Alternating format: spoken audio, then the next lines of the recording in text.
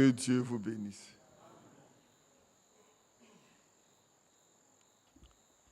Comme je vous ai pris un peu de temps, on va chanter pour ne pas rompre. J'ai soif de ta présence, divin, chef de ma foi. Dans ma faiblesse immense, que ferais-je sans toi? Chaque jour, à chaque heure, où j'ai besoin de toi, viens Jésus et demeure auprès. 184. On va se lever pour chanter ça. 184. Qui a vraiment soif de la présence de Jésus? Voilà. Qui n'a pas soif de la présence de Jésus? Qui a soif? Voilà pourquoi nous devons le chanter, nous tous.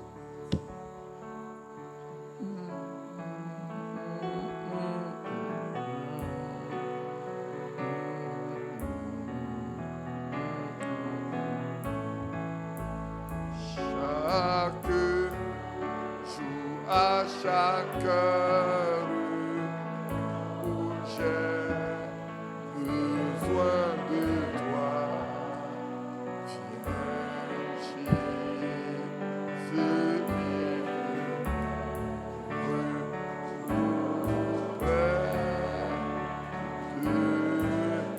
j'ai soif de ta présence de. J'ai soif de ta présence.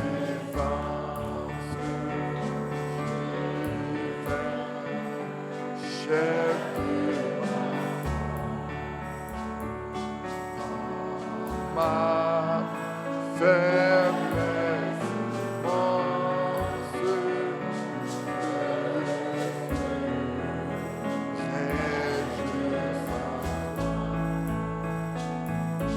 chaque jour, à chaque heure où j'ai besoin de toi,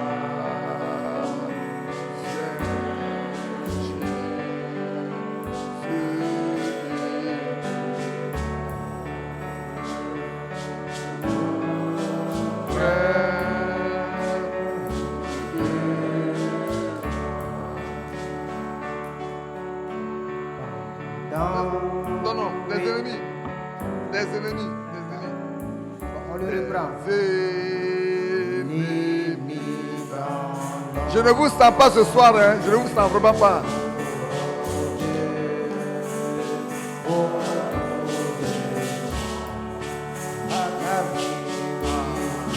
Câblé par nombre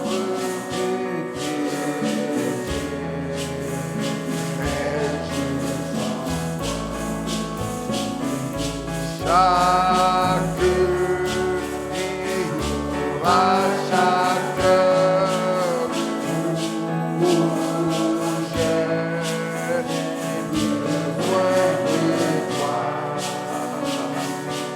de toi,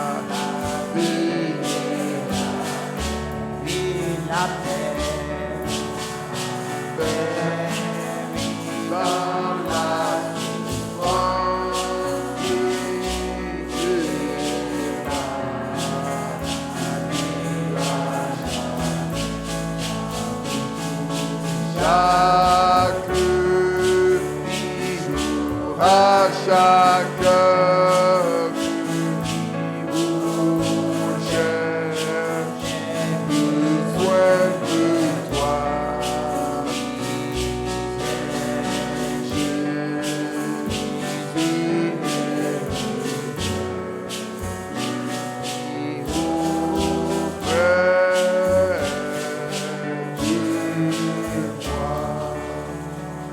Oui, Seigneur notre Père céleste, comme le psaume écrit par David, qui à son temps était des louanges et des chants, ce soir encore, ce saint petit cœur est une prière pour nous. Nous voulons que tu restes avec nous, que tu sois tout près de nous. Dans les moments les plus tristes, comme dans les moments les plus joyeux, nous avons besoin de ta présence. Oh, sois avec nous, Seigneur. Sois encore avec nous ce soir. Sois encore avec nous pendant tout ce temps que nous allons passer ici. Et sois le maître incontesté. Ton serviteur l'a déjà demandé, y a-t-il des malades? Toi, tu peux guérir. Parce que tu es le divin médecin, le plus grand de tous les médecins. Oui, Seigneur, que tu guérisses encore les malades au milieu de nous. Quelqu'un est-il affligé? Il n'y a que toi seul qui puisse consoler. Ô notre Dieu, sois notre consolateur. Tu as promis d'envoyer notre consolateur auprès de nous. C'est vrai. Et ce soir, nous attendons voir la manifestation de ce consolateur dans la vie de chacun de nous. Garde-nous, Père, soutiens-nous, fortifie-nous, bénis-nous et ouvre encore pour nous ce soir le pain de vie. Brise ce pain pour nous et nourris chacun de nous. Que notre âme, nos âmes soient rassasiées, bénies, abreuvées, parce que Jésus est là. Oh notre Dieu, merci. Merci Père. Place chacun de nous sous ton onction. Que l'assemblée soit sous ton onction. Que moi-même sois sous ton onction. Et que rien de faux ne soit de ma bouche. Si tu dois dire une chose qui n'est pas conforme à ta parole, que tu la fermes simplement. Triomphe encore comme tu as triomphé à la croix. Triomphe de chacun de nous. Et porte-nous sous tes ailes, comme cette aigle mère qui couvait, qui portait ses enfants. Oh, ces bébés aigles. Seigneur, nous voulons être ces aiglons-là ce soir, que tu portes toi-même. Nourris-nous, soutiens-nous, fortifie-nous et conduis-nous pas à pas jusqu'au jour de la rédemption, au nom de Jésus-Christ. Amen. Amen. Asseyez-vous. Que Dieu bénisse chacun de vous.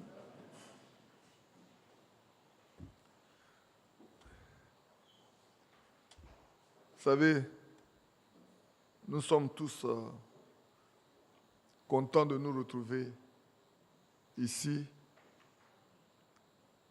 Mais nous interpellons encore nos sœurs pour les soins des lieux où nous dormons. Je crois qu'une fois déjà, je crois que c'est le frère Moïse qui a interpellé les sœurs. La fois dernière, le frère Kwadjo, qui travaille dans le bâtiment, nous a fait encore comment je peux appeler ça, un point sur des choses qu'il a vues là-bas, les nourritures qui sont restées avec les fourmis qui sont venues là-dessus. Il a dû aller acheter un produit pour venir détruire ces bêtes-là. Ouais, le frère, toi tu travailles ici dedans, voilà, tous ceux qui ont travaillé dedans là, sont là. Il le confirme. Prenons soin de notre maison. Vous les femmes, vous n'avez pas à répondre. Hein. Je m'adresse aux sœurs. Mes sœurs, est-ce que c'est notre maison ou ce n'est pas notre maison? Je n'entends rien. C'est notre maison, non? Mais prenons soin de notre maison. Est-ce qu'on sera heureux de voir un étranger arriver chez nous, à la maison, et puis les fourmis partout, la nourriture partout? On sera content, non? Alors, là où nous venons adorer le Seigneur, prenons-en soin. On y vient une fois par mois. Seulement une fois par mois. On y reste une nuit et un matin, puis on est parti. À moins qu'on fasse des conventions. Mais déjà, pour la nuit et le matin, on dégrade le lieu où nous venons dormir. Ça pose un problème. Je vais vous dire une chose, ça va vous choquer, mais je vais vous le dire. Nos manières de nous conduire montrent notre niveau de conversion. Quand quelqu'un est converti, il fait tout en craignant Dieu. C'est vrai.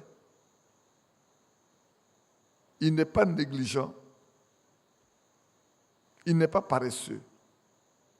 Parce qu'il fait tout sous les regards du Dieu Tout-Puissant. Et il ne le fait pas pour les hommes. Il le fait pour Dieu. Et il le fait pour lui-même. Mais dès lors où ces choses peuvent arriver, ça démontre que les gens arrivent à ça. Ils vont dire, mais ces personnes craignent Dieu. La première question, ça se pose, est-ce qu'on craint Dieu? Est-ce qu'on est conscient que ce qu'on fait là, du haut des cieux, non seulement du haut des cieux, mais tout à l'heure on a dit qu'il soit présent, non? C'est pas ce qu'on a chanté? J'ai soif de ta présence. Celui qui a soif de la présence de Dieu, partout il est, il a soif de la présence de Dieu. Partout. Dans la rue, à la maison, au champ, au marché, partout. Il a soif de la présence de Dieu. Si tu as soif de la présence de Dieu, Dieu sera toujours à côté de toi. Alors tu fais tout sous ses regards. Et c'est vrai. Le frère Thierry et moi, nous avons travaillé un peu. Je pense que j'ai trouvé encore une petite coquille quelque part, Thierry. Je te la donnerai, tu vas corriger, puis on va imprimer. Les noms blasphématoires. Bien-aimés frères, si quelqu'un lit ce message-là, que dans son cœur, quelque chose de nouveau ne naît pas, c'est qu'il n'est pas passé par le bon chemin. C'est vrai. C'est pour ça que j'ai intitulé ce que nous prêchons là, ce que nous vivons là, les 7 piliers du scellement. Ce n'est pas de cette brochure-là. Hein. 2 Pierre 1 là. Vous savez que le frère Branham m'a pris pour prêcher d'abord la statue d'un parfait, non? C'est pas vrai? Les 2 prédications ont été apportées à peu près à 1 mois. La statue de l'homme parfait a été prêchée le 14 octobre 1962. L'autre a été prêché le 4 novembre 1962, presque 1 mois. Et les 2 titres ne sont pas les mêmes. L'appelez-le le nom blasphématoire. Le nom blasphématoire même là, qu'il a traité, ça ne fait pas une demi-page. Thierry, je me trompe? Non. Le nom blasphématoire là, ça ne dépasse pas une demi-page. Ce qu'il a prêché avant, ce qu'il a prêché après, montre si on est converti ou on n'est pas converti. Si on a le Saint-Esprit ou on n'a pas le Saint-Esprit. Ce que vous voyez, vous me voyez traiter depuis là, la foi parfaite, la vertu, la connaissance. Dimanche passé, on a parlé de quoi? Hein? On a parlé de quoi? Dimanche passé? La connaissance et la tempérance ou la maîtrise de soi. Non, je fais ça pour poser la question. Parce que je ne sais pas. Parce que moi, mes notes sont là. J'étudie ça tous les jours, tous les matins. Je lis, je regarde, je réveille, je viens. Et chaque fois que je me mets dessus, il y a d'autres versets qui arrivent. Je suis obligé de prendre des versets, je les remets dedans. C'est pour ça que vous me voyez toujours faire un peu de résumé de ce qui est passé avant de passer à autre chose. Pourquoi? Parce que quand je reprends, il y a d'autres versets bibliques qui sont donnés, je les note. Donc, je fais le résumé avec ça et je continue avec le deuxième. Nous serons, on a déjà fait le premier pilier, la foi, le deuxième pilier, la vertu, le troisième pilier, la connaissance, le quatrième pilier, la maîtrise de soi ou la tempérance. Ce soir, je n'ai pas l'habitude de traiter les choses comme ça là, au veillé, mais ce soir, je dis, on a trop traîné, on va aller rapidement. Ce soir, on va traiter le 5e pilier, la patience. Demain matin, on lira certainement dans la lettre circulaire, je crois de J 74, où Frère Franck traite également de la patience en prenant le cas de Job. On lira certains points pour clore cela. Et puis après, nous allons passer au 6e pilier qui est la piété, qui est aussi quelque chose de très fort également. Ce matin, j'étais en train de regarder et les notes que j'avais prises auparavant, et je me suis rendu compte que je n'ai pas pris de verset du tout. Et puis j'ai commencé à regarder et je complétais des versets pour nous montrer que c'est des choses qui prouvent qui nous sommes. Ce qu'on est en train de faire là, si quelqu'un n'a pas la foi, c'est qu'il n'a même pas encore commencé. Il peut avoir pris un baptême, c'est vrai. Il peut avoir passé des années, c'est vrai. Il peut penser qu'il est chrétien alors qu'il ne l'est même pas du tout. Parce qu'il y a des gens qui pensent qu'ils sont des chrétiens, ils ne sont même pas des chrétiens. Ils ne le sont même pas. La vie qu'ils mènent, leur langage. Dimanche passé, quand on a parlé de la tempérance, qu'est-ce qui a été dit de notre langue? On a dit quoi? Hein? Qui s'en souvient? Le petit truc que j'ai lu là, qui s'en souvient? Pour notre langue. Personne ne se souvient de ça? Oui, vas-y. Hein? Non. Il faut laisser Jacques. Qu'est-ce que moi j'ai lu? La langue. Qu'est-ce qu'on a lu? On a dit quoi la langue? Qu'est-ce qu'on fait de la langue? Mais si vous oubliez si facilement, comment pouvez-vous contrôler vous-même quand les moments arrivent? La langue. Maîtriser sa langue. Quand tu le prends, on n'est pas dans le champ pour dire c'est un feu dévorant. Et on met les morts aux bouches des chevaux pour les dominer. C'est pas ça? Et puis qu'est-ce qu'on a parlé de notre humeur? On a parlé de l'humeur aussi, non? Je n'ai pas parlé de l'humeur? Si. Qu'est-ce qu'on dit de notre humeur? Il y a des gens qui sont de mauvaise humeur. Le croyant n'est jamais de mauvaise humeur. Je vous ai dit, quand quelqu'un il est fâché à la maison, ce jour-là, tout le monde doit être fâché. Hein? C'est pas de ça? Ah. Mais vous avez oublié. On n'est pas oublié. Quand lui il est content, tout le monde doit être content. Quand il n'est pas content là, personne ne doit être content. Hein?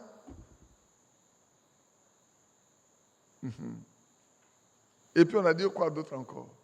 Dès qu'on parle mal de nous, qu'est-ce qu'on fait? On rue dans les brancards. On veut se venger. Et quand quelqu'un est en colère, on a dit quoi? Comment on doit être devant lui? Comment? Mais parlez fort, il n'entend pas. C'est pas comme ça que m'entend. Comment j'ai dit?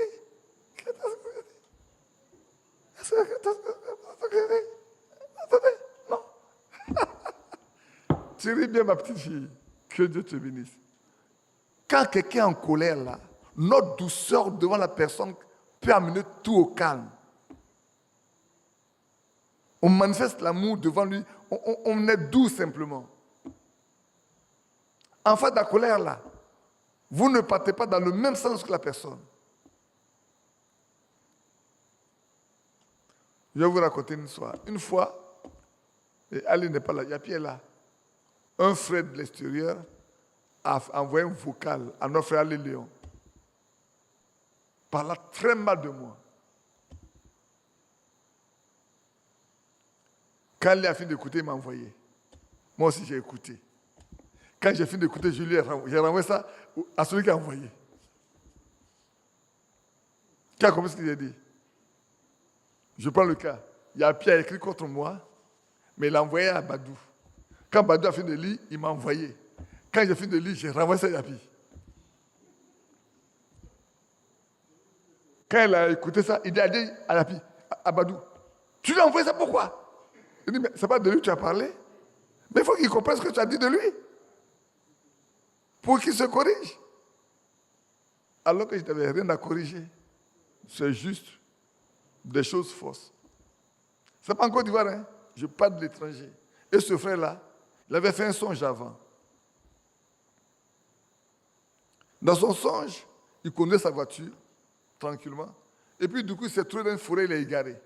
Il ne connaissait plus la route, il savait où aller.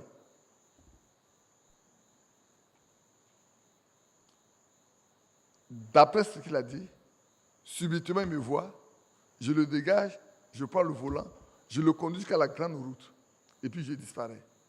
Et il m'appelle. Il dit, frère, voilà un songe que j'ai fait, tu peux me l'interpréter, mais c'est toi qui as fait le songe. Tu dois comprendre le songe, ce que ça veut dire. Je n'ai pas d'interprétation à te donner. Mais moi, j'ai bien compris ce que ça veut dire. Mais ce n'est pas moi de lui expliquer ça. S'il veut comprendre, qu'il appelle celui qui lui a donné là, pour que la personne lui donne le songe, le sens du songe. Et c'est plus tard qu'il va écrire contre moi. Ah, vous voyez, non? Beaucoup souvent ne comprennent pas ce que Dieu leur dit. Et plus tard, ils se mettent dans une position qui est dangereuse même pour eux-mêmes. Mon frère, il a pu connaître bien de qui je parle. Tu connais la personne, non? C'est ton parent? Ah, tu as dit son nom. Je n'ai pas dit son nom. Ah, tu m'as dit son nom. Je n'ai pas demandé son nom. Que Dieu nous bénisse. Donc, on va poursuivre un peu avec, je crois, le 5e pilier. C'est ce que j'ai dit, non? On va faire le 5e pilier, la patience. On peut se lever ensemble pour prendre 2 Pierre, chapitre 1. Prenons 2 Pierre, chapitre 1. On va se lever ensemble pour le respect de la parole de Dieu. Avant de nous approcher de la parole, alors approchons-nous de l'auteur. Seigneur, une fois encore, nous allons ouvrir ta parole. Quand nous regardons dans le passé, comment Josué et Caleb ont mis leur confiance, non pas dans Moïse, mais ce que Dieu a donné à Moïse. Ils ont mis leur foi dans ce que Dieu a dit. Alors ils étaient les seuls, les deux, en âge de porter les armes, sortis de l'Égypte, qui ont amené la nouvelle génération dans la terre promise. Ô notre Père, nous aussi nous avons lu, nous avons écouté ce que tu as donné à cet homme, à ce Élie du temps de la fin, à ce Élie des nations. Nous avons écouté, nous avons lu, nous avons découvert que nous devons pouvoir nous attacher à ce qui est donné. C'est pour cela que ce soir, nous voulons plonger notre regard dans ta parole.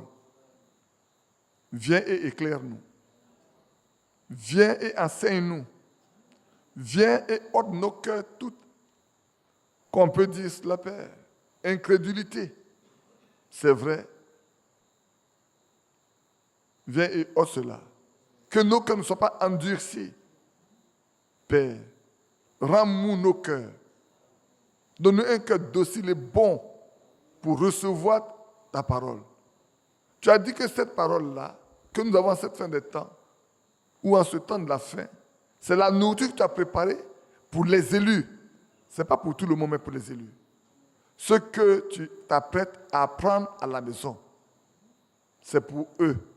C'est pour ces femmes, c'est pour ces hommes qui ont soif de ta présence, qui ont soif de toi dans leur vie quotidienne, dans leur foyer, dans leur maison, dans tous les lieux où ils ont soif de toi. Seigneur, donne d'avoir soif de toi aussi, ô notre Dieu.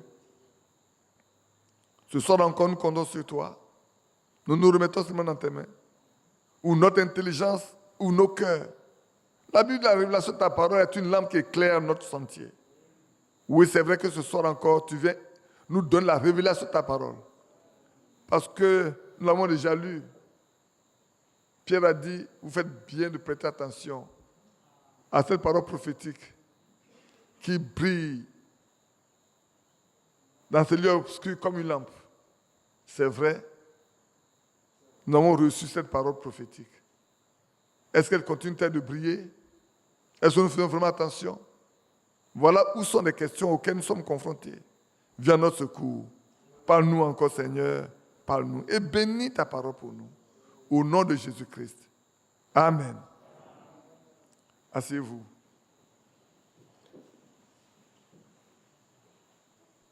Je parlais à ma femme hier soir, quand nous étions couchés. J'ai dit, mais tu vois, je me demande si l'enthousiasme qu'on a eu auparavant, c'est dans quel mois même? C'est en mai, non? Où ça met? C'est le 5 mai, non?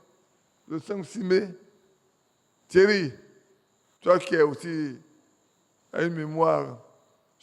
Ça met, non? C'est le 5 mai ou 6 mai, le nouveau pape. Quand il a été élu. Qui se souvient de la date?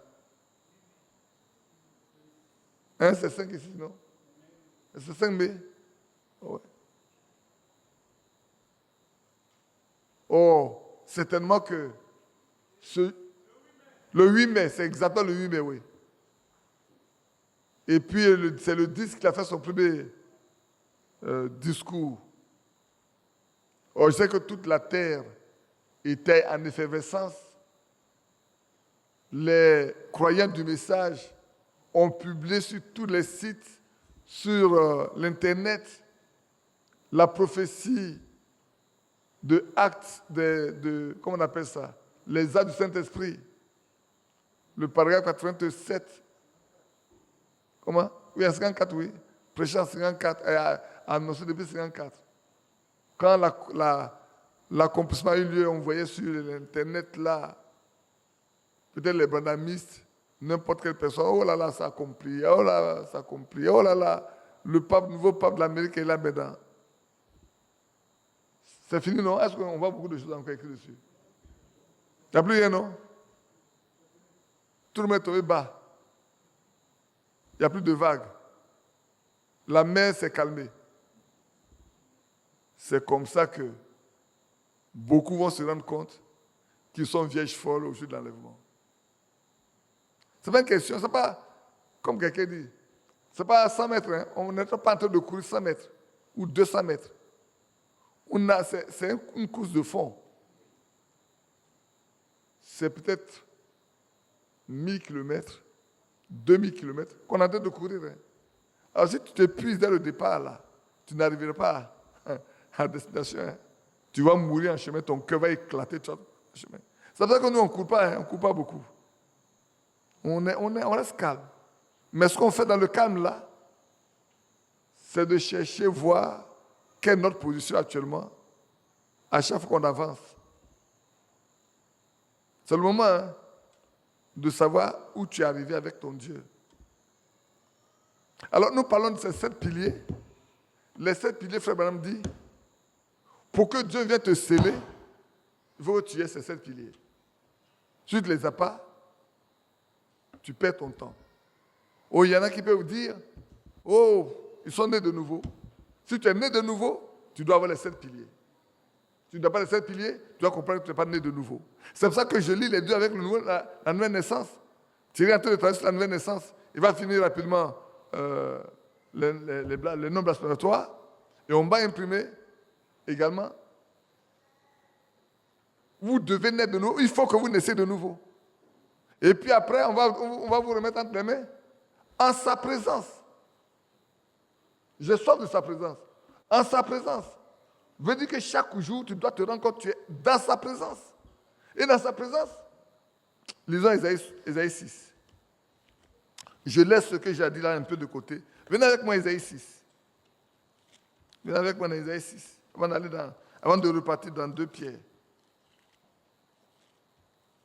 Vous allez voir comment ce grand prophète Ésaïe là, dimanche passé, je crois que j'en ai parlé un peu. Vous allez voir comment ce grand prophète Ésaïe, c'est vu lui-même. Un prophète né qui a déjà commencé à prophétiser, qui était à une certaine confiance dans le roi Osias, qui marchait ce roi-là. Et ce roi a été frappé par la lèpre. Ça a été frappé de lèpre plutôt par Dieu. Parce qu'il n'a pas voulu garder sa position. Il voulait arracher la position des sacrificateurs. Et les 80 sacrificateurs lui ont dit, roi, ce n'est pas ta place. Reste comme roi. Il les a regardés dans une colère qui ne dit pas son nom, comme on le dit en Côte d'Ivoire. Je salue vous qui nous suivez malgré la nuit en direct. Que Dieu vous bénisse. Nous allons nous régaler un peu ensemble. Ne dormez pas, c'est vrai. Après, nous allons pour la Sainte Seine. Sans ça, vous n'allez pas pouvoir participer, vous n'allez pas pouvoir passer à notre Sainte Seine. Alors ce roi se fâche contre ces 80 sacrificateurs dans le temple. dans le temple, hein, et Dieu le frappe de lèpre. Il n'apparaît plus en public jusqu'à ce qu'il meure. Son fils prend sa place. Mais quand cela est arrivé, Ésaïe est reparti dans le temple pour chercher ce Dieu-là, pour comprendre. Et voilà ce qui va se passer. Alors, on est au chapitre 6, verset 1. On va aller jusqu'au verset 8, si vous voulez bien. L'année de la mort du roi Osias, je vis le Seigneur assis sur un trône très élevé. Et les pans de sa robe remplissaient le temple. Des séraphins se tenaient au-dessus de lui. Ils avaient chacun 6 ailes. 2 dont ils se couvraient la face, 2 dont ils se couvraient les pieds, et 2 dont ils se servaient pour voler. Ils criaient l'un à l'autre et disaient, Saint, Saint, Saint est l'Éternel des armées. Toute la terre est remplie de sa gloire. Où est-ce que Ésaïe voit? Où est la grande vision qu'Ésaïe a? C'est là une grande vision. Dans le même temple où Dieu a frappé ce roi-là de lèpre, dans ce même temple, Ésaïe est parti et Dieu lui donne une vision. Les portes furent ébranlées dans leur fondement par la voix qui retentissait. Et la maison se remplit de fumée. Alors je dis, malheur à moi. Je suis perdu, car je suis un homme dont les lèvres sont impures. J'habite au milieu d'un peuple dont les lèvres sont impures. Et mes yeux ont vu le roi, l'Éternel des armées. Voilà la grande vision. Quand Isaïe est rentré pour la première fois, il est né prophète. Hein. On naît, frère, on ne vient pas chercher le ministère sur la terre. Le ministère là, on ne vient pas le chercher sur la terre. On naît avec le ministère. Que ce soit pasteur, docteur, prophète, évangéliste ou apôtre, tu nais. Et plus tard, le Seigneur le manifeste pour que les hommes voient. Et ceux qui mangent le fruit connaissent ce que vous avez. C'est ceux qui mangent le fruit qui savent ce que c'est. Il sait discerner si c'est un pasteur, si c'est un docteur, si c'est un prophète, si c'est un apôtre, si c'est un évangéliste. Celui qui est né de nouveau peut discerner le ministère que quelqu'un exerce. Mais en le regardant, vous devez d'abord voir. Quand vous allez avoir les noms blasphémateurs en vos mains, lisez bien. Vous pouvez avoir 2 choses. L'une est fausse, l'autre est vraie. Quelqu'un qui peut avoir, là je vais expliquer ça, pour que vous compreniez. Quelqu'un peut manifester le ministère d'évangéliste. Ça qu'il soit converti. Elle me dit comment ça se passe passer. Ça qu'il soit converti, il n'est pas converti. Mais pour l'œuvre, Dieu le oint de son esprit pour parler, pour faire ce qu'il a fait. Quand il a fini là, il devait comme il était. Son âme n'est pas convertie. C'est pour ça que la Bible dit, c'est à leurs fruits que vous devez les reconnaître. Ce n'est pas le ministère que vous devez regarder, mais quel fruit d'abord il porte. Oh oui. Il peut prophétiser, être un vrai prophète, et puis il ne l'est pas. Écoutez-moi bien. Levez votre tête. Qui a lu déjà dans Jérémie la prophétie de 70 ans là, qui a lu ça déjà dans Jérémie? Mais levez bien votre voix pour que je voie. Est-ce que Jérémie, quand il a prophétisé comme ça là, il est resté tranquille? Non, il y a eu un qui l'a contesté. Qui aussi était un prophète? Anania. Anania s'est levé, il a dit non. Jérémie, ce que tu dis, c'est faux. L'année prochaine même, ils vont rentrer. Et il a brisé le cou le jour qui était sur le jour de Jérémie. Pour prouver, pour dire à tout le monde, c'est impressionnant quand on agit comme ça. On impressionne les gens. Quand il agit devant comme ça, il dit, mais l'année prochaine, vous revenez. Jérémie lui a dit, des prophètes avant nous, nous deux là, ont prophétisé. Mais quand un prophète prophétise, c'est l'accomplissement de ce qu'il dit là, qu'on sait qui il est. Amen. Et puis Jérémie sortait. Dieu lui dit, retourne-lui à lui dire qu'il donne une fausse espérance au peuple. Et que l'année prochaine, à cette même époque, il mourra. Et Jérémie est retourné pour dire, Anania, ce que tu as dit n'est pas vrai. Dieu me dit de te dire que l'année prochaine, à cette heure-là, tu mourras. Parce que tu trompes le peuple. Tu racontes des choses qui ne sont pas vraies. Ici, le prophète Ésaïe, né prophète, qui a déjà... Lisez le chapitre 1, le chapitre 2, le chapitre 3, le chapitre 4, le chapitre 5. Lisez, allez voir.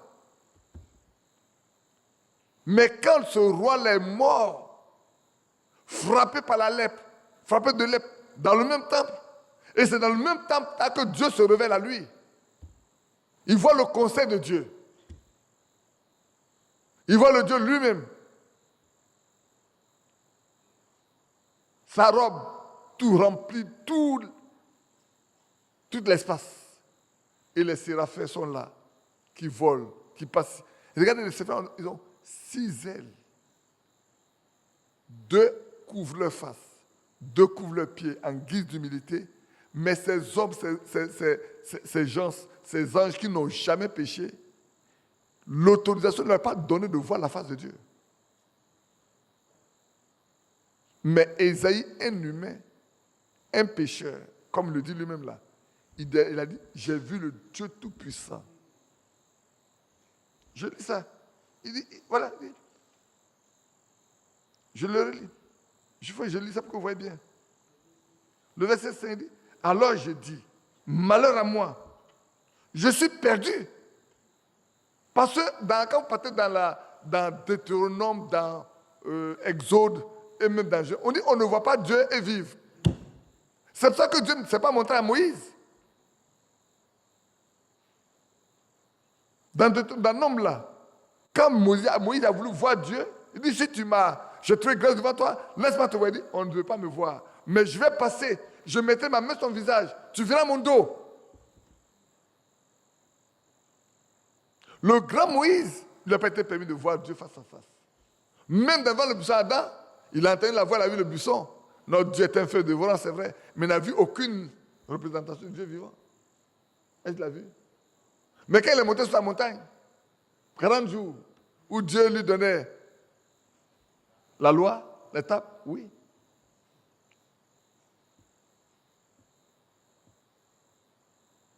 C'est vrai. Et puis un jour, il s'est montré aussi aux 70 hommes les plus considérés. Et la Bible dit, ils ont mangé, ils ont bu et personne n'est mort. Mais ce jour-là, Isaïe dit, je suis perdu. Moi, le prophète, je suis perdu. Je suis perdu. Je suis perdu. Je suis un homme dont les lèvres sont impures. Si tes lèvres sont impures, tu fais quoi avec tes lèvres? Nos lèvres servent à prier, à adorer, à louer, à bénir. N'est-ce pas? Il dit, mes lèvres avec lesquelles je prophétise sont impures. Seigneur, mes lèvres sont impures. J'ai besoin que tu me donnes des lèvres pures. Et mon peuple, au milieu desquels je vis également, ont les lèvres impures. Et mes yeux ont vu le roi, l'été des années. Mais l'un des séraphins vola vers moi, tenant à la main une pierre ardente qu'il avait prise sur l'autel avec des pincettes. Il en toucha ma bouche et dit, ceci a touché tes lèvres. Ton iniquité est enlevée et ton péché est expié. Amen. C'est à partir de ce moment seulement que Dieu lui pose une question. Il dit, mais j'ai entendu la voix de Seigneur disant, qui enverrai-je et qui marchera pour nous? Alors je répondis, me voici, envoie-moi. Maintenant je suis apte. Bien-aimé frère, et dans sa présence, si tu rentres dans sa présence, alors tu peux connaître qui tu es. Ceux qui ne sont pas rentrés encore dans la présence du Seigneur, ils ne peuvent pas savoir qui il est. Vous savez, il y a 2 façons d'hommes. Quand vous êtes sur la terre, il y a eu 2 groupes de personnes également. Il y a eu 2 groupes de personnes. 2 groupes. Il y a un groupe, quand ils l'ont vu, quand il est rentré, quand ils sont rentrés dans sa présence, Il leur a dit qui ils sont. C'est faux? Quand ils sont rentrés dans sa présence là, il leur a révélé qui ils sont, d'où ils viennent. Et les choses ont changé dans leur vie. Je vais commencer par la femme samaritaine, pour revenir un peu en arrière. Ce jour-là, leur chemin est passé par la Samarie. Et il s'est arrêté là au puits de Jacob, que Jacob avait creusé pour ses enfants. Donc, ouais, le puits qui a été creusé depuis Jacob est resté jusqu'à ce qu'il vienne voir. Et comme cette femme, c'est une femme de mauvaise vie, elle ne peut pas venir au même instant que les autres femmes pour venir puiser de l'eau. C'est quand les autres ont fini qu'elle vient prendre son eau seule. Et ce jour-là, il n'y a rien de hasard dans la vie d'un homme qui appartient à Dieu. Il n'y a rien de hasard dans la vie d'une femme qui appartient au Seigneur. Il n'y a rien de hasard sur la terre devant Dieu. Dieu coordonne tout et fait accomplir sa volonté parfaite. Il savait que cette femme venait à cette heure-là pour puiser l'eau, si ce n'est pas Dieu. Si ce n'est pas Dieu. Il savait qu'à cette heure-là, cette femme en question venait puiser l'eau. Et cette femme-là doit être une femme qui est sauvée. Parce que dans son âme, il y a quelque chose qu'elle cherche. Et c'est à ce temps-là qu'il a dit, pourquoi elle n'est pas assis ailleurs? Pourquoi elle ne s'est pas atterri ailleurs? Pourquoi le Seigneur ne s'est pas assis ailleurs? Pourquoi c'est à ce lieu-là qu'il a dit à ses disciples, allez nous chercher à manger en ville? Et lui, il a assis là seul. Les envoie tous. Habituellement, il y a Pierre, Jean et Jacques qui restent avec lui. Mais cette fois-ci, il les envoie tous. Et puis, il est resté seul. Et la femme vient pour puiser de l'eau. Et puis, elle dit, donne-moi à boire. Il dit, mais ce n'est pas l'habitude des Juifs de parler aux Samaritains. On n'a pas de communion. Comment se fait-il que ce Juif-là me demande de l'eau?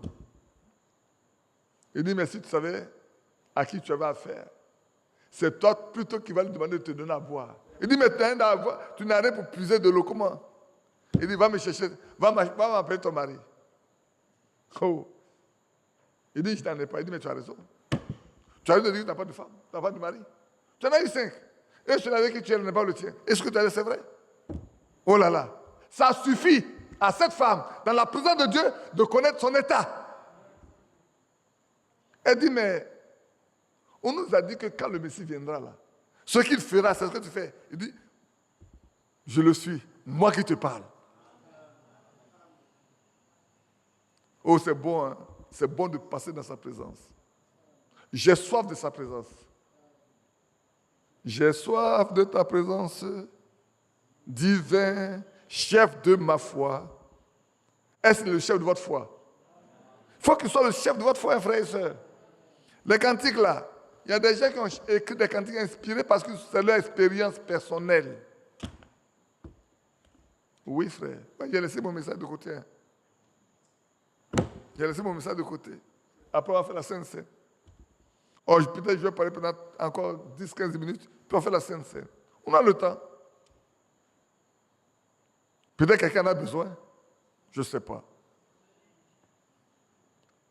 Et cette femme, dans la présence de Dieu, dans la présence du Seigneur, a reconnu. On lui a révélé qui elle est.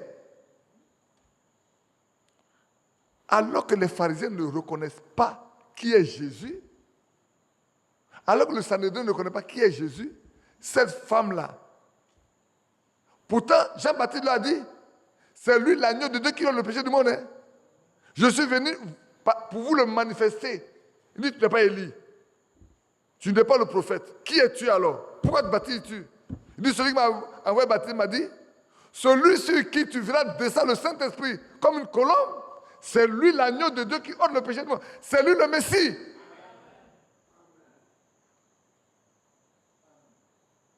Quand l'aveugle né a eu son problème et qu'il a vu, et que les gens sont venus, il dit, mais je vous l'ai déjà dit, vous voulez être son disciple, vous aussi? Il dit, toi qui es né dans le péché, tu veux nous enseigner?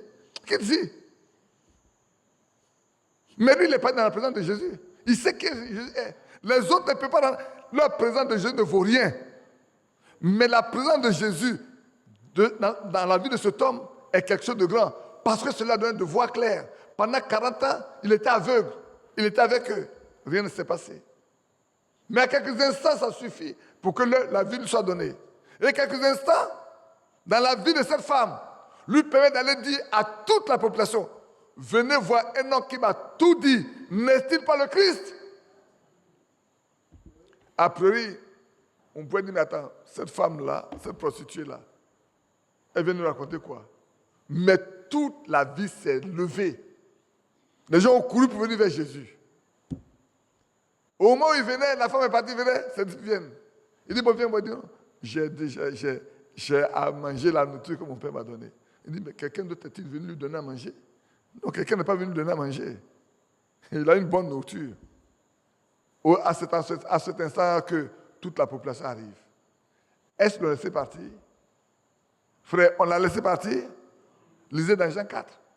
On lui a demandé de rester avec eux. Mais dans le village de Gadara, où le grand démon a été chassé, où il y a légion, on ne lui a pas permis de rester. Quand les pourceaux ont demandé l'autorisation que les esprits rentrent dans ces pourceaux, les démons donnent plutôt l'autorisation de rentrer dans ces pourceaux, qu'il a permis aux démons de rentrer dans ces pourceaux et qui sont tous tombés dans l'eau en tombant là. Je me souviens d'un instant que j'ai fait cette nuit. Je ne le comprends pas encore. Mais ce qui est bien, c'est que tous ceux qui étaient avec moi ont été sauvés. C'était comme si un piège qui avait été tendu. Mais revenons à ce qu'on dit. Dès que cet homme est devenu correct, vous savez, il y a des gens qui n'aiment pas le bonheur des autres. Dès que le bonheur est devenu correct, et que les gens se sont rendus compte qu'il est devenu correct, ils ont dit à Jésus, pardon, il faut quitter notre territoire. Parce qu'il y a des démons là-bas qui ne veulent pas la vie. Jésus ne va pas où on n'a pas besoin de lui. Jésus ne va pas là où on n'a pas besoin de lui. Où on ne veut pas de lui là. C'est pour ça que, frère, dans ma vie professionnelle, je dis là où on ne veut pas de Jésus, je n'ai pas non plus, moi aussi, le droit d'y être. Parce que qui va m'aider à faire mon travail? Qui va m'inspirer dans le travail que je fais? Qui va m'appuyer dans ce que je fais? Qui va me protéger quand on vouloir me faire du mal? Ce n'est que lui seul. On a demandé pardon à Jésus. Reprends ta barque, il faut partir. Laisse-nous dans notre état. On n'a pas besoin de changer. Les démons, au milieu de nous, nous les aimons. Mais si on ne les aime pas, on n'aurait pas dû les quitter. C'est parce qu'ils aiment bien les démons. Et ils ne sont pas contents que cet homme soit libéré. Et ça arrive à des frères comme ça, à des sœurs. Ils ne voient pas que l'autre soit est le bonheur. On dit en Afrique, quelqu'un a dit que, vous savez, il y avait 3 mammites. Je ne sais pas si c'est vrai. Il y avait une grosse mamite pour les Africains. On les a mis dedans. Pour les Bleus, pour les Américains. Pour les Américains, là, quand on les a mis dedans, semble-t-il, on a fermé ça dur. Pour les Occidentaux et les autres, on a aussi fermé ça. Mais pour les Africains, là, c'est ouvert. Et puis quelqu'un pose la question. Mais pourquoi on a fermé cela? Il dit cela. Si un sort, tout le monde va sortir. Ici, si un sort, ils vont l'aider. Il va aider les autres à sortir. Mais ceux-là, il faut les laisser. Quand un va faire des fois qu'il est en train de sortir, là, on va tirer son pied. Descends ici. Pourquoi toi de quitter? Quand un va essayer, qu'il grimpe, au moins il va arriver au bout. Pourquoi tu vas? Descends ici, il faut rester ça avec nous. C'est ce que ces gens étaient. Ils n'étaient pas heureux de voir cet homme-là sortir pour que dans leur ville-là, ils continuent de faire les mêmes œuvres. Vous comprenez? Dans sa présence, on reconnaît qui on est. Vous pensez que les pharisiens ne savaient pas ce qu'ils étaient? Ils savaient bien dans sa présence. Puisque Nicodème est venu la nuit, n'est-ce pas? Pour lui dire, Maître, nous savons que tu es un docteur venu de Dieu. Nous le savons. Mais nous ne voulons pas de toi. C'est pour ça qu'on te combat. Ce que tu fais là, aucun homme ne peut le faire si Dieu n'est avec lui.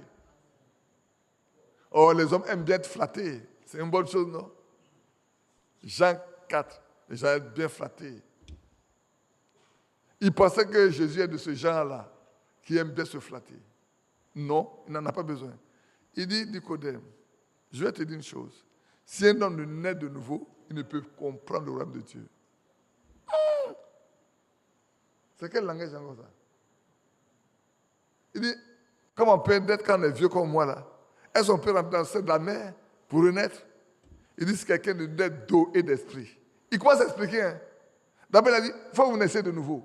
Il n'a pas compris. Il dit, il faut que vous naissiez d'eau et d'esprit. Alors, on va le lire tranquillement. Revenons dans Jean 4. Permettez-moi de vous promener un peu comme ça. Voyez, ce n'est pas ce que je voulais prêcher ce soir, mais le Seigneur a voulu que ça soit ainsi. Allons-y lire. Quelqu'un peut-être est dans le besoin. Oh, rentrons dans la présence de Dieu. C'est tellement beau de rentrer dans sa présence. C'est pour ça que nous avons connu à chanter ce cantique-là. J'ai soif de ta présence. Mais il y eut un homme d'entre les Parisiens nommé Nicodème, un chef des Juifs, qui vint lui auprès de Jésus de nuit. Il ne voulait pas que les gens le voyaient. Il ne veut pas que quelqu'un le surprend pour dire, ah, lui aussi, il est parti voir Jésus la nuit. On l'a surpris peut-être d'aller voir Jésus. On va lui poser des questions demain au Sanhédrin, là. Quand on s'en réunit, il faut lui poser des questions. Qui vint auprès de Jésus de nuit et lui dit, Rabbi, nous savons que tu es un docteur venu de Dieu, car personne ne peut faire ces miracles que tu fais si Dieu n'est avec lui. Personne. Frère, écoutez bien, personne. Le mot là est très important. Il dit, sur terre, il n'y a personne qui peut faire ce que tu fais, ces miracles-là, si Dieu n'est avec lui. C'est pour ça que l'aveugle a dit, est-ce que Dieu exauce les pécheurs? N'est-ce pas celui qui fait la volonté de Dieu que Dieu exauce? Frère, Dieu n'exauce pas un pécheur. Dieu exauce le croyant. Celui qui met sa confiance en lui et qui fait ce que Dieu veut. C'est vrai. C'est pour ça que quand on n'est pas Dieu, il dit, mais ton père, ta mère, tes frères te cherchent. Il dit, mais qui sont mon père? Qui sont ma mère? Qui sont mes frères, mes soeurs? Et il tendait sa main, il dit, voici ceux qui sont mes frères, mes soeurs et mes mères. Car ceux qui font la volonté de mon Père qui est dans les cieux sont mes frères, mes soeurs. C'est pour ça que dans l'Hébreu, il est écrit, celui qui sanctifie. Et ceux qui sont sanctifiés sont issus d'un seul. C'est vrai qu'on n'a pas honte de les appeler ses frères. Frère, si tu n'es pas saint, tu n'es pas le frère de Jésus. Sœur, si tu n'es pas sainte, tu n'es pas la sœur de Jésus. Car il dit bien, ceux qui sont sanctifiés et celui qui sanctifie sont issus d'un seul, d'un même. Oui, frère. Oui, frère. Le temps est arrivé où nous devons savoir ce que c'est que être saint. L'apôtre Paul dit, dans 2 Corinthiens, chapitre 7, le verset 1, que vous ne soyez pas souillés. Aucune souillure de la chair et de l'esprit. Vous devez être purs de ça. Oui, c'est vrai. Tout à l'heure, je parlais de la langue, non? N'est-ce pas? La langue. Ce n'est pas l'un des portes de sortie du corps. C'est ça, non? On n'a pas étudié ça. On maudit avec sa langue. On maudit, on bénit avec sa langue. On prie Dieu avec sa langue. On mange avec sa langue. On tue avec sa langue. Qui c'est qu'on tue avec sa langue? Oui, Jérémie l'a dit. La langue là, c'est une âme puissante pour tuer. Quand quelqu'un parle mal d'un frère, il détruit sa notoriété. Il détruit son image. Il le tue. Il est bon, frère Branham dire, il est meilleur que tu prennes un couteau pour le tuer normalement que d'aller tuer son image. Sœur, quand vous faites ça là, vous n'êtes pas agréable à Dieu. Frère, quand vous faites ça là, vous n'êtes pas agréable au Seigneur. Entrez dans sa présence et vous allez voir un seul instant. Ésaïe est entré dans la présence, vous voyez ce qu'il dit? Il dit, moi le prophète Ésaïe, mais je suis perdu. Et quand la femme samaritaine est entrée dans sa présence, il va connaître. Nicodème va connaître sa propre nature tout de suite. Nicodème ici, Nicodème va savoir qui il est. Nicodème vient dans sa présence, vous allez voir ce que Nicodème va devenir. Nicodème va comprendre qui il est. Jésus lui répondit, en vérité, je te le dis, si un homme ne naît de nouveau, il ne peut voir le royaume de Dieu. Nicolas dit, comment un homme peut-il naître quand il est vieux? Peut-il rentrer dans le sein de sa mère et naître? Il y a un qui parle des choses spirituelles, il y a un qui parle des choses terrestres. Alors que Jésus parle des choses spirituelles, Nicodème est sur la terre, comme un poulet. Côte, côte, côte, côte, côte, côte. L'autre dit, il faut monter un peu dans l'air pour voir ce qui se passe en haut là. Jésus répondit, en vérité, dans d'autres traductions, il dit absolument, absolument. Je te le dis, si un homme ne naît d'eau et d'esprit, il ne peut entrer dans le royaume de Dieu. Premièrement, là, il a dit, il ne peut voir le royaume de Dieu. Deuxièmement, il dit, il ne peut même pas. Maintenant, ce n'est pas qu'il ne peut pas voir son royaume, mais il ne peut même pas entrer dedans. Il n'y a pas accès. Pour y aller, il faut naître de nouveau. Donc, frère, c'est primordial. C'est une obligation de naître de nouveau. C'est la porte d'entrée dans la vie des croyants, dans la vie chrétienne. Sans nouvelle naissance, tu es un pécheur, sec, mouillé. C'est pour ça que ce frère-là, qui est parti voir frère, je vous l'ai dit, à tout le monde ne sait pas. Il a pris 2 baptêmes. Et puis, au 3e niveau, il s'est rendu compte que quand il prenait ses baptêmes, il n'était pas mort. Il est parti voir frère Franck pour prendre son nouveau baptême. Il dit, frère Franck, j'ai été déjà baptisé 2 fois. Mais je me suis rendu compte que je n'étais pas mort. Maintenant, je sais que je suis mort. Et à frère Franck de lui dire, si 5% de ceux qui disent croient au message comprenaient comme toi, je suis le plus heureux. En d'autres termes, frère Franck est conscient que malgré tout ce qu'il a fait, tous ceux qui se proclament du message, 5% même, il dit, s'il dit s'il y a 5%, hein, c'est qu'il est sûr qu'il n'y a même pas 5%. Il est comme Abraham qui intercède auprès du Seigneur pour qu'il y ait quelque chose à Gomorrah, Sodome là. S'il trouve 10, il trouve 15, il trouve 10. Il dit, mais s'il trouve 10 personnes, il ne veut pas. Mais quand il a eu la terre, est-ce qu'il a trouvé 10 même? Mais s'il disait 5, il n'avait pas trouvé les 5.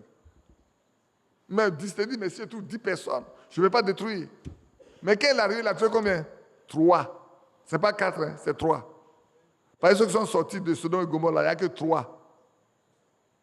Lot et ses 2 filles. Sa femme est devenue une statue de sel. Écoutez-moi, mes frères et sœurs. Elle était dans la même maison qu'était son mari, sa fille et ses 2 filles. Elle était dans la même maison où les 2 anges sont rentrés. Elle a entendu l'entretien que son mari a eu avec les anges. Elle a vu combien de fois les anges ont dû frapper d'aveuglement toute la population pour ne plus trouver la porte. Elle a dû entendre également que les 2 anges ont dit, va dans la ville.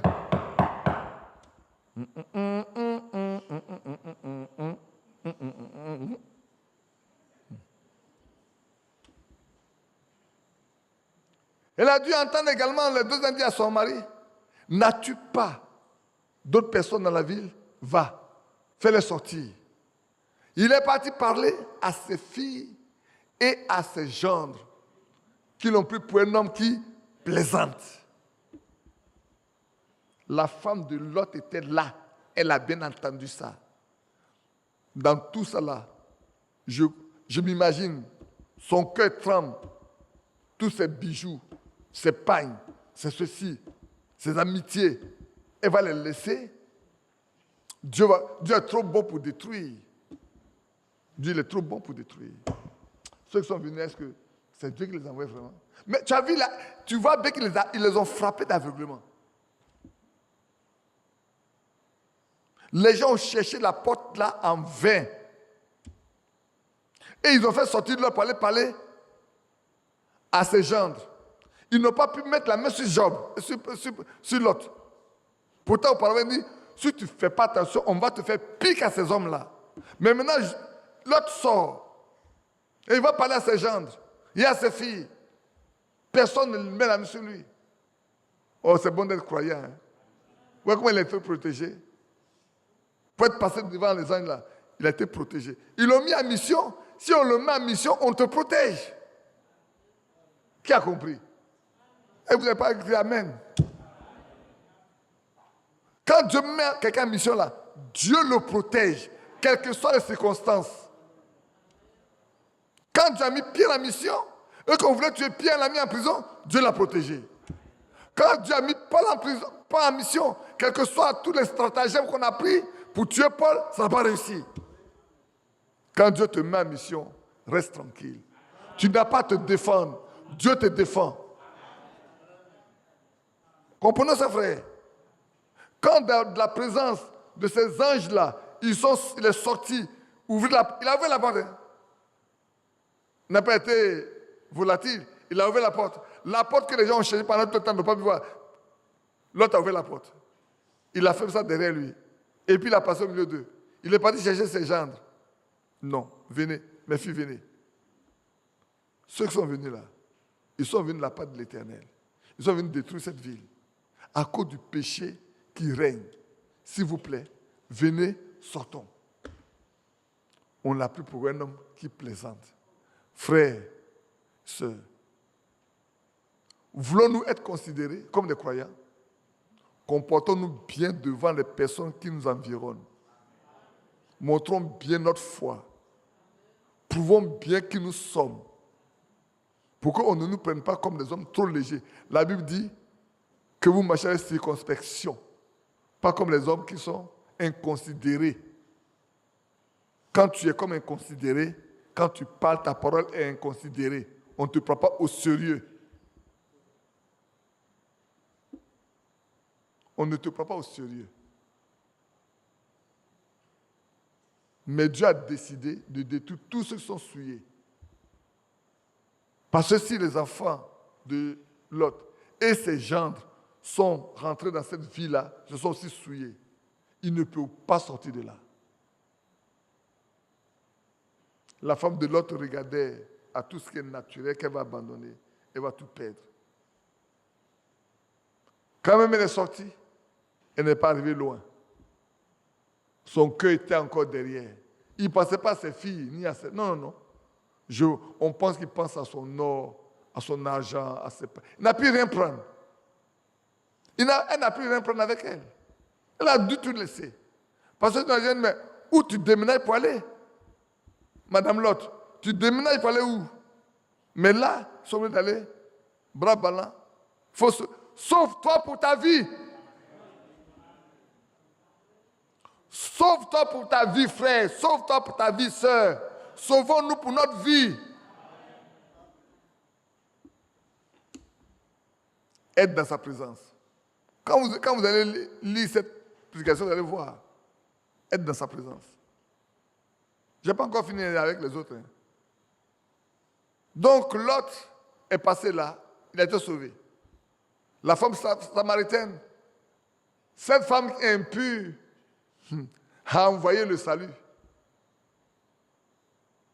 Oh là là. Vous ne m'avez pas compris, non? Vous m'avez compris? Qui m'a compris? Cette femme impure, dont on ne veut pas, au milieu de quoi que ce soit, ce n'est pas elle que celui qui sauve arrive. Regardez bien Rahab. Moi, j'ai lu encore Rahab la fois dernière. David, depuis les aïeux là, l'un des aïeux a épousé Rahab, la prostituée. Et après, c'est venu avec Ruth, la Moabite. Dis-moi, les Moabites sont sortis d'où? Les Moabites sont sortis de moi, non? Moi, vient de qui? Moi, vient de qui? De la fille, de l'une des filles de Lot. Un père qui a eu les relations avec ses filles. Vous voyez, non? Pourtant, les Moabites ont fait quoi? La guerre à Israël. Avec qui? En invitant qui? À maudit Balaam. avec le roi Balak. Quand vous regardez ça là, vous devez être surpris. Mais Dieu trace son chemin. Le Dieu du ciel trace son chemin.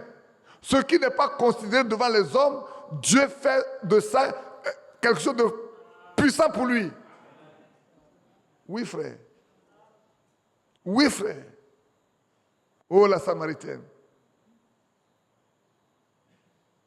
Quand la vie sale, la Samaritaine a été révélée, elle a reconnu que celui qui est là, ne peut pas être autre personne que le Messie. Il dit, je le suis, moi qui te parle. Elle n'a pas douté un seul instant. Son cœur a été saisi. Son âme a été saisie. Il dit, mais je ne vais pas garder ce secret pour moi seul. Il faut que toute la vie soit informée. Elle laisse un coup voir la vie. Dit, voilà un homme qui m'a dit tout ce que j'ai fait. Ne serait-ce pas le Messie? Quoi? Le Messie? Oui. Où il est? Tout le monde court et arrive. Il se révèle. C'est pour ça que frère et sœurs, écoutez bien. Quand le Seigneur devait monter, il a dit, attendez de recevoir le Saint-Esprit d'abord, avant d'être mes témoins. Parce que sans le Saint-Esprit, vous ne pouvez pas être mes témoins. Beaucoup prêchent sans le Saint-Esprit. Ils ont des problèmes. Comment les apôtres qui ont marché pendant des années ne pouvaient pas aller prêcher sans le Saint-Esprit? Et nous voulons prêcher sans le Saint-Esprit. Nous voulons prêcher sans le Saint-Esprit. Mais nous sommes contre Dieu. Nous sommes contre Dieu. Parce que nous ne respectons pas sa parole. Lui dit, il n'est pas possible que vous le fassiez ainsi. Nous voulons faire malgré ce qu'il a dit qu'on ne doit pas le faire. On ne respecte pas Dieu, frère. Nous devons respecter Dieu et respecter sa parole. N'a-t-il pas dit dans Matthieu 17, écoutez-le. Celui-ci est mon fils bien-aimé à qui j'ai mis toute mon affection. Écoutez-le. Quand Pierre voulait être très charnel, comme l'a toujours dit d'ailleurs, alors qu'il voit Élie, il voit Moïse, il voit le Seigneur sur la montagne, elle était transfigurée et tout était blanc. Pierre dit, mais Seigneur, ça doit être beau, hein? Ne veux-tu pas accepter que je construise? Ils étaient 3, non? Mais c'est lui, je construis 3 temples. Une tente pour toi, une tente pour Moïse, une tente pour Élie. En tout cas, les catholiques étaient heureux. Hein? Ils ont la Trinité là. Les méthodistes étaient très heureux, ils ont la Trinité là. Mais comme Dieu ne voulait pas de cette Trinité, alors la lumière lumineuse nous voit retentir. Et coup de pied net, il ne faut pas continuer. Celui-ci est mon fils bien-aimé, en qui j'ai mis toute mon affection. Écoutez-le. Frère, veux-tu réussir? Écoute ce que Jésus-Christ dit. Veux-tu être pur? Écoute ce que Jésus-Christ dit. Veux-tu être saint? Écoute ce que Jésus-Christ a dit. Oui, c'est vrai. Alors la femme samaritaine a écouté ce que Jésus a dit. Et il est parti dire à la ville ce que Jésus lui a dit. C'est pour ça qu'elle a dit, pour être mes témoins là, vous serez mes témoins. Quand vous l'aurez, vous serez mes témoins. Où? D'abord à Jérusalem. Ensuite, en Judée. Ensuite, en Samarie. Frère, ouais, non? C'est pour ça qu'en Samarie, quand Philippe est passé là-bas, certainement que ceux qui étaient déjà passés devant Jésus étaient encore vivants. Et quand Philippe est passé et qu'il a commencé à faire les mêmes miracles, ils ont dit ça, le Seigneur est dedans. Nous devons donner notre cœur. Et qu'ils ont donné leur cœur, Pierre et Jean sont descendus là. Et le baptême du Saint-Esprit a été accordé. Oh, c'est beau, hein? Le tracé du chemin du Seigneur est parfait. D'accord, donner quelques autres personnes qui sont passées devant lui également. Ça va vous aider. Prenons le cas de Jean. Non, de Pierre. Quand son frère André, qui était quoi? Qui était André? Il était disciple de qui? Là, je fais une question et réponse. André était disciple de qui? Il était disciple de Jean-Baptiste. Ce matin-là, Jésus lui a dit, voici l'agneau de Dieu qui ôte le péché du monde. En même temps, ils ont laissé Jésus pour le suivre. Il dit, maître, où habites-tu? Il dit, venez voir. Et quand il a vu naître, il est parti prendre son frère Pierre. Il dit, En anglais, on dit Peter. Peter, viens. Dis qu'est-ce qu'il y a? On a trouvé le Messie. Tu dis quoi? On a trouvé le Messie. Il est déjà là? Il est là. Maintenant, imaginez une discussion, un entretien entre deux frères. On a vu le Messie. Mais c'est pas Jean. C'est pas Jean le Baptiste, c'est pas lui. Il nous a dit qui est le Messie. Lui-même nous a dit voilà le Messie. Alors on est parti voir où il habite. Viens. C'est vrai? Oui, viens, tu vas voir. Pierre se lève. Peut-être un peu douteux quand même, mais il va aller quand même. La confiance à son frère. Et il arrive. Pour lui enlever le doute de son cœur, Jésus se l'a dit, oh, toi tu es Simon, fils de Jonas. Ah? Donc il me connaît déjà. Il me révèle qui je suis. Mais cet homme a fait du match avec lui. André, tu as raison. Donc le Messie est là. Frère, tout Israël attendait le Messie. Hein? Tout Israël attendait le Messie. Mais vous pensez que tout Israël verra le Messie? Tout Israël aura contre le Messie? Non. Il ne se révèle qu'à ceux à qui il est destiné.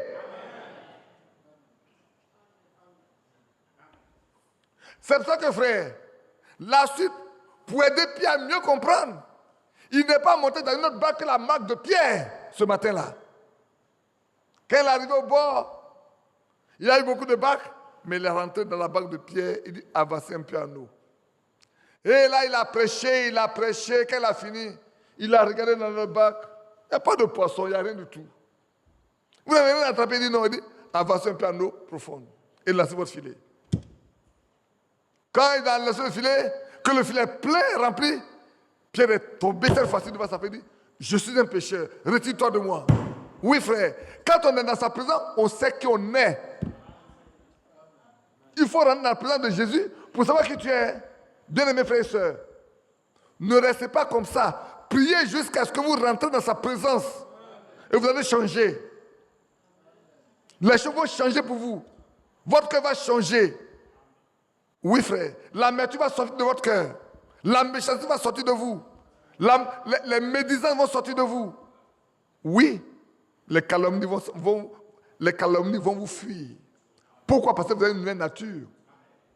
Cette nature, la calomnie ne peut pas l'adopter. Cette nature, la méchanceté ne peut pas vivre avec. Cette nature, la fausseté ne peut pas aller avec. Parce que vous êtes passé dans la présence du Dieu vivant qui change tout. Il est déjà 22h. Bon, d'accord. 22h31 minutes. Donnez-moi encore 11 minutes, je crois, et puis on va faire la Sainte Seine. Vous voyez, non?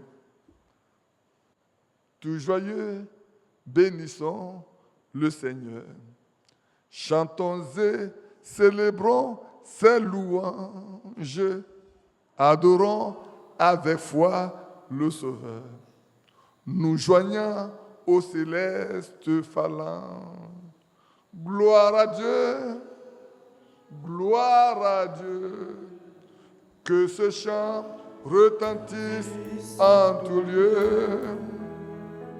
Gloire à Dieu, oh gloire à Dieu. Que ce chant retentisse en tout lieu. Tout joyeux, bénissons le Seigneur. Chantons et célébrons ses louanges. Adorons avec foi le Sauveur.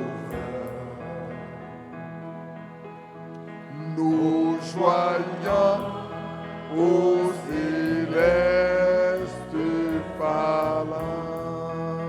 Gloire à Dieu, gloire à Dieu, gloire à Dieu, gloire à Dieu. Que ce chant retentisse sans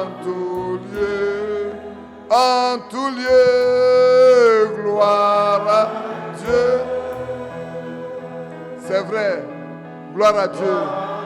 Que ce chant retentisse en tout lieu. Que ce chant retentisse en tout lieu. Je peux vous donner encore un autre qui est passé devant lui. Frère, c'est Nathanaël. Quand Philippe est passé là, il a dit à Nathanaël, nous avons trouvé le Messie. Nathanaël a dû regarder Philippe, tu dis quoi? Tu as trouvé le Messie, il dit, viens voir. Oh, ma soeur, viens voir. Mon frère, viens voir. Viens voir Jésus ce qu'il fait. Viens voir. Alors Nathanaël dit, bah non. Tu as trouvé le Messie. Les sacrificateurs n'ont pas dit que le Messie est né. Les docteurs de la loi n'ont pas dit que le Messie est né. Mais pourtant, ils avaient été invités par Hérode. Quand le Messie est né, quand les mains sont passées là, qu'est-ce que Hérode a fait? Il a fait venir tous les sacrificateurs pour leur demander mais où devait naître le roi des Juifs. Celui qui sait que le roi des Juifs naît, il sait que le Messie est né. Parce que on connaît dans quelle ville il doit naître. C'est faux. Alors, ils ont examiné les églises, mais non, roi, il doit naître à Bethléem parce qu'il y a une prophétie qui dit que Bethléem n'est pas la plus petite. D'elle sortira un germe. Il dit, bon, monsieur les mages, allez adorer, hein, mais venez me faire signe aussi pour que moi aussi aille l'adorer. Mais ils n'en ont jamais parlé dans leur temple pour dire que le Messie est né. Alors ce matin, ce soir-là, vous comprenez bien, comme moi aussi. Ils n'ont jamais dit dans le temple que le Messie est né, que nous préparons le recevoir. Oh, peut-être Satanas, qu'il descend, comme Jacob a dû voir l'échelle qui était tirée depuis le ciel. On s'attend à voir le Messie descendre, marchant avec, il dit, je suis le Messie, je viens pour vous sauver, prendre, vous protéger contre le royaume de l'Empire romain. S'attend à ça. Mais c'est un bébé qui n'est ni un bébé. Est-ce qu'on a quoi faire avec un bébé? Nous, on a besoin d'un roi, on dit un roi. C'est pour ça qu'au jour de sa crucifixion, quand Hérode a fait écrire le roi des Juifs, ils ont été le roi pour dire non, ne dis pas ça, dit, il faut dire que lui dit que le roi des Juifs, il dit ce que j'ai écrit est écrit. Il est le roi des Juifs. Point. Il ne faut pas dire ça. Il faut écrire, il dit qu'il est le roi des Juifs. Les Ariens disent, ce que j'ai écrit là, c'est écrit. Ça ne sera pas changé. Vous pensez que c'est de lui ça vient? Non, ça vient du ciel. Parce que c'est lui le roi des Juifs. Ah oui, c'est le roi des Juifs. Alors Nathanaël se lève. Il suit Philippe. À peine il voit Jésus, il dit, oh, voilà un Israélite en qui il n'y a aucune fraude. Ah! Il dit, mais où me connais-tu? Il dit, avant que Philippe ne t'appelle, quand tu étais sous le figuier, moi je t'ai vu. Alléluia. Oh là là. Avant que Philippe n'arrive là-bas, là, je sais où tu étais. Sous ce figuier-là, tu étais là. Voilà ce que tu faisais. Donc je t'ai vu. Il dit, qu'est-ce qu'il a dit? Qu'est-ce que Philippe a dit? Hein? Il dit, tu es le maître, tu es le roi des Juifs. Il dit, parce que tu as vu, tu crois. Parce que tu as vu, tu crois. C'est la même chose qu'il a dit à Thomas. Hein? C'est la même expression. Frère, quand tu passes dans sa présence, tu sais qui tu es. Parce qu'il te révèle qui tu es. Il te dit qui tu es. Ce que tu as fait. Rien n'est caché devant lui. Frère, là où nous sommes là, tous nos cœurs sont nus devant lui. Il n'y a pas un seul cœur qui n'est pas nu devant lui. Nous sommes nus et à découvert à celui à qui nous aurons à rendre compte. Oui. Nous sommes nus et à découvert. C'est pour ça que, frère, quand parmi les 70, 58 sont partis, il leur a posé la question, et vous ne partez pas? Oh, mon frère Pierre, je l'aime bien. Il dit, mais à qui irons-nous? À qui? sur cette terre-là, des hommes là, à qui d'en aller? Tu vois ma barbe? Tu vois ma tête? Tous les hommes sont là. On se connaît. Mais toi, tu es différent. On ne veut pas aller à quelqu'un d'autre, c'est à toi seul. Vous comprenez ce que je veux dire? Pierre dit, on se connaît.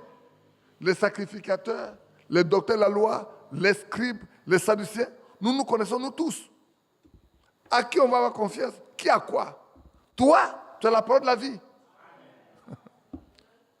Ah oui, tu as la parole qui donne la vie. Parce que Jésus a dit, ma parole est esprit et vie. C'est ce que tu as. Et on va laisser ça pour aller marcher encore dans ce qu'on connaissait avant. Vous savez qu'il était rentré dans la maison de la belle-mère, dans la maison de la belle-mère de Pierre, qui souffrait de la fièvre. Il a touché ses mains, la femme s'est levée pour aller faire à manger. Puis il a vu ça là, non? Est-ce qu'un seul pharisien a fait ça une fois? Un seul scribe a fait ça une fois? Un seul sadducéen a fait ça? Ils sont dans le bavardage. Aujourd'hui, ce sont nos prédicateurs, dans le bavardage. Je leur dis toujours, frère, le temps est venu de confirmer notre ministère parce que Jésus a dit, voici les miracles qui accompagneront ceux qui en ont cru. Un, ils portent les fruits. Deux, le Seigneur lui-même atteste ce qu'ils font parce qu'ils lui appartiennent. Quittons le bavardage. Laissons ça tomber. On bavarde partout. Au tribunal, on bavarde. À l'Assemblée nationale, on bavarde. Dans les ministères, on bavarde. Dans le conseil des ministres, on bavarde. Dans le conseil d'administration, on bavarde. Ça n'apporte aucune vie. Il y a un seul. Quand il parle, cela donne la vie. C'est Jésus-Christ. Et ceux qui sont avec lui et qui l'ont vu, qui peuvent rester avec lui, quand il parle, cela donne la vie. Oui, cela donne la vie. Hein. C'est vrai que Pierre pouvait dire à qui on va aller. Nous, on te connaît. Tu es le seul qui a une parole de vie. Les autres, là, ils ont la lettre qui tue. Toi, ce que tu dis là, c'est la parole qui est révélée. Et c'est ce qui est vie. Quand on la reçoit, on reçoit la vie qui est en elle. Et cette vie porte des fruits. Quels fruits portons-nous? Nous. Produisons les fruits dignes de la repentance. Bien-aimés, produisons les vies dignes de la repentance. Ouais, encore beaucoup de minutes. Il reste encore 11 minutes, j'avais mal vu auparavant. Produisons des vies dignes de la repentance.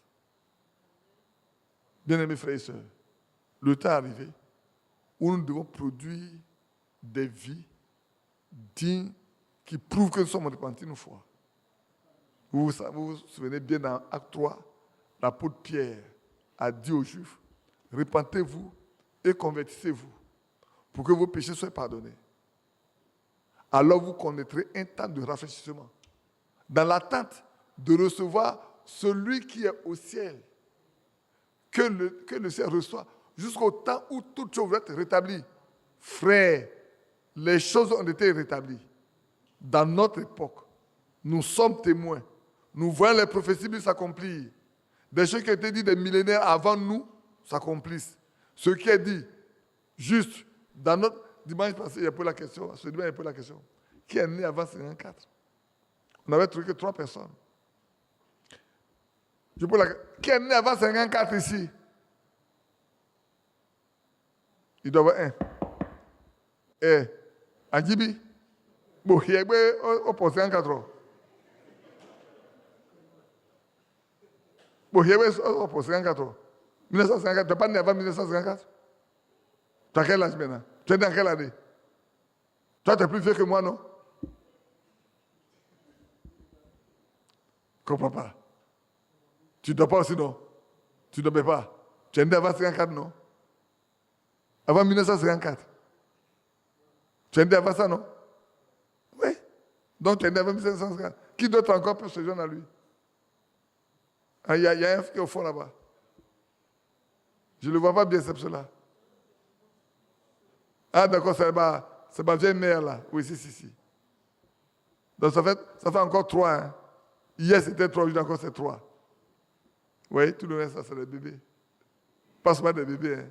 Non, j'ai des grandes soeurs, j'ai des soeurs, j'ai mes enfants qui sont assez grands. Hein. Et quand je vois Irène, elle n'est pas petite. Hein? Il y en a, c'est quand Irène dit ça, c'est des bébés. Bon, Kwadjo, lui, il est juste un peu en dessous de moi. C'est mon oncle. Hein. Mais je suis son grand frère.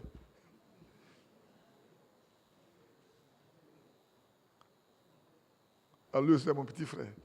Mais il n'est pas loin de moi non plus. Il y a beaucoup de petits frères. Hein. Mais j'ai beaucoup de petits-fils et beaucoup de petites-filles. Des choses qui ont été annoncées depuis ce temps-là. C'est à notre époque que ça s'accomplit. Nous sommes témoins. Frères, est-ce que nous allons rester là pour dire c'est accompli, c'est accompli. Et puis ce qui suit là va venir, ce qui suit va venir. Puis,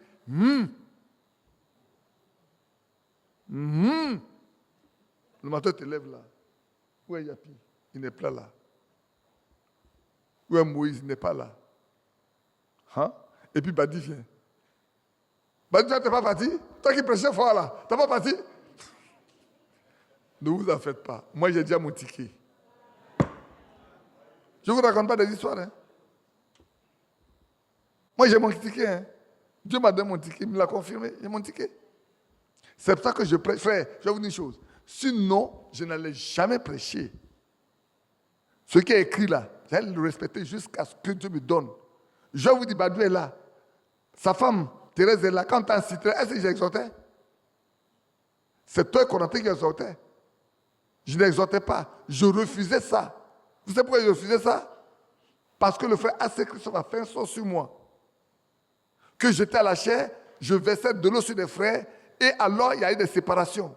J'ai dit, moi, monter en chair pour diviser l'église, je ne le ferai jamais. C'est lui et Bédi qui m'ont abandonné l'église pendant 1 mois. Et lui, peut-être il a oublié, moi je n'ai pas oublié. On dit comme tu peux prêcher là. Voilà l'église là. Il faut faire ce que tu veux. Tous les dimanches, ils vont. Jusqu'à 1 mois. Chaque vendredi soir, ils sont partis. Ils m'ont laissé l'église. Oh, moi, je suis obligé de chanter et de prêcher. 84.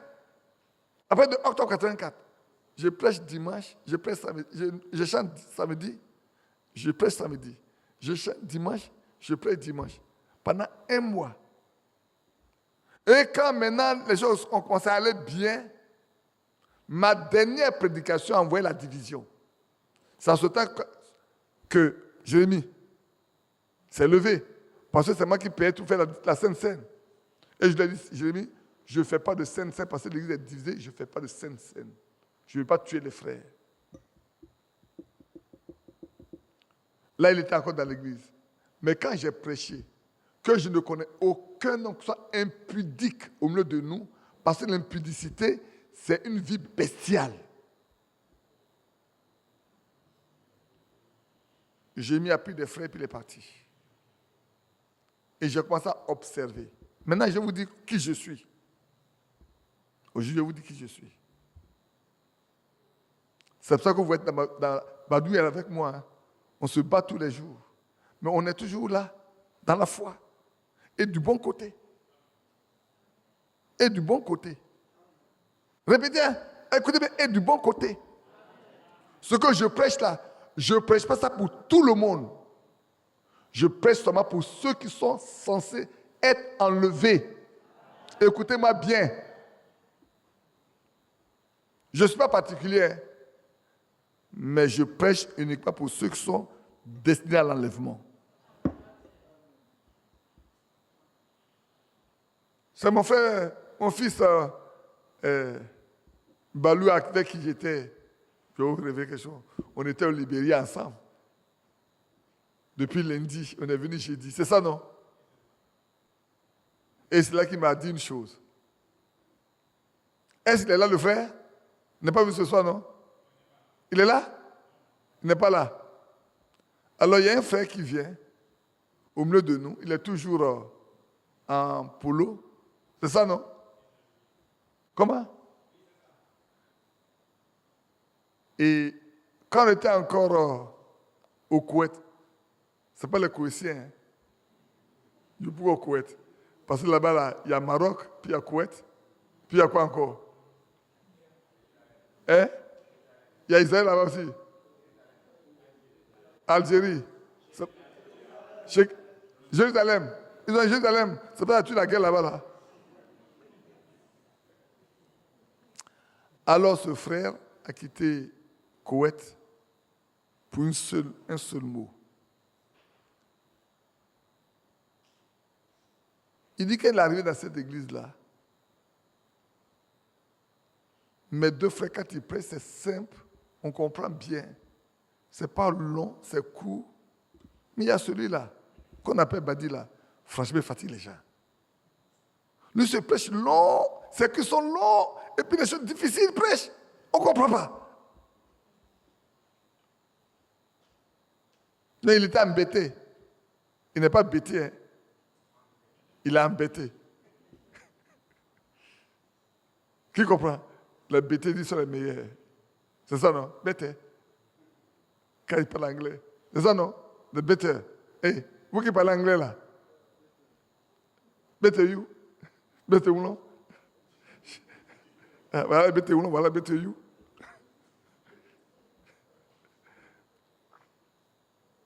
C'est pour désamorcer un peu, quoi. C'est pour ça qu'il fait ça. Il dit, mais cet homme-là, quand il prend la chair, là, tout ce qu'il dit, c'est difficile, c'est complexe. C'est pas comme s'il chasse les gens. Et puis il prie. Je vais le dire. D'accord, le dit non? D'accord, le dit non? D'accord. Et puis il prie, le Seigneur lui dit, des trois là, c'est lui là qui est mon serviteur. C'est lui. Vous savez pourquoi il a quitté? Et pourquoi? Parce que quand je suis parti de là, lui, il était là, encore là-bas. Et quelqu'un a dit, je ne vais pas dire le nom de cette personne, quelqu'un a dit, comme Badi n'a pas fait comme nous on a fait, on s'est mis à genoux, on ne sera jamais d'accord avec lui. Il dit quoi? L'homme que Dieu a dit que c'est lui qui est mon serviteur là, vous n'allez jamais être d'accord avec lui, mais moi je vous quitte. Amen, elle l'a quitté. Et donc il vient s'asseoir tranquillement. Notre prédication là, c'est comme la prédication de Frère Branham là. C'est ce que le Seigneur Jésus prêche là. Nous, on prêche pour chasser ceux qui ne sont pas de lui. Parce qu'il y a trop de faux qui viennent.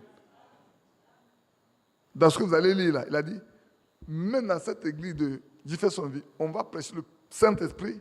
Il y aura des méchants, il y aura des mauvais, il y aura des pécheurs. Ils ne vont jamais se convertir. Même si on prêche le Saint-Esprit. Donc, partout où vous allez aller là, frère, il y aura des gens qui sont mauvais. Même si l'Esprit de Dieu fait des bonnes choses, ils ne vont pas comprendre, ils ne vont rien voir. Oui, là-bas, je fais des réunions longues, c'est vrai. Mais je priais pendant 2 heures de temps pour les malades. C'est faux. Je me tenais sur mon pied. Je prêchais pendant 3 heures de temps, puis je me tenais sur mon pied pendant 2 heures pour prier pour les malades, non? Voilà, une encore qui est ici. Elle me regarde. Bénédiction. Elle vient de son San Pedro natal.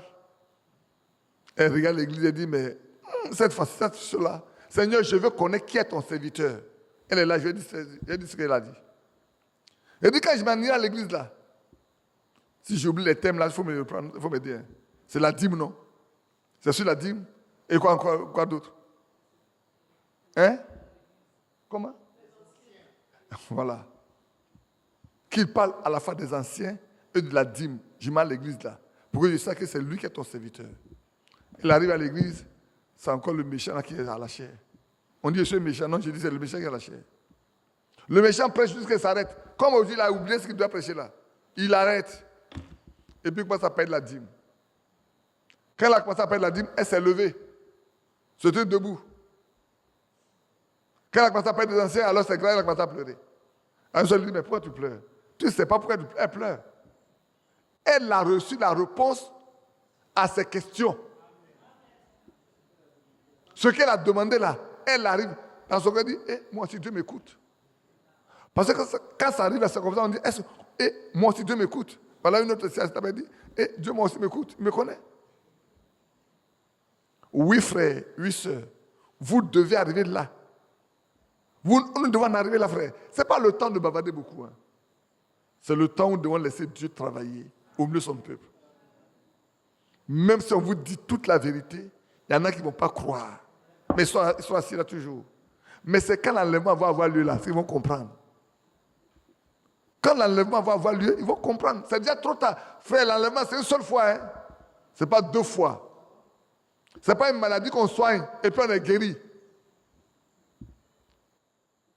Le chemin du Christ est le salut. Hâtez-vous, bien-aimés du Seigneur.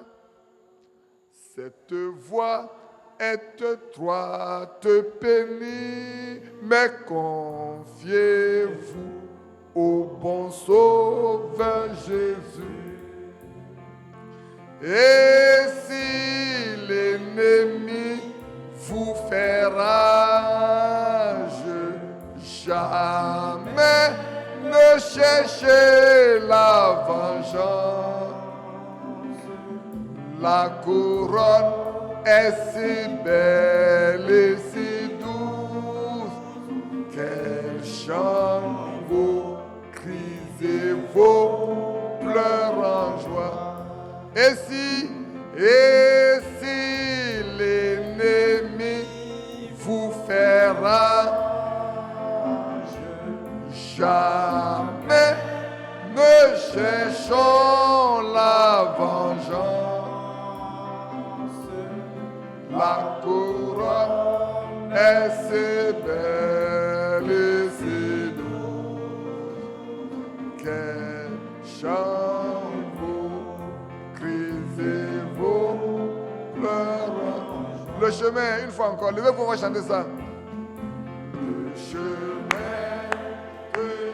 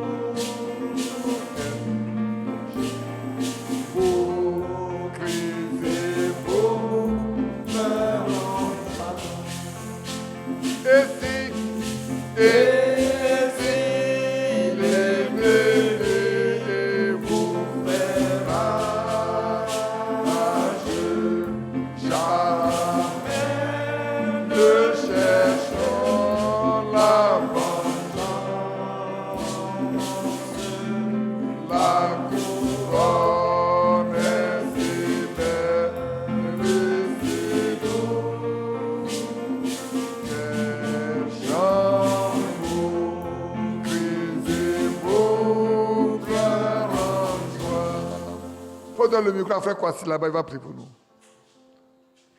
On va donner le micro à frère Kwasi. Ouais.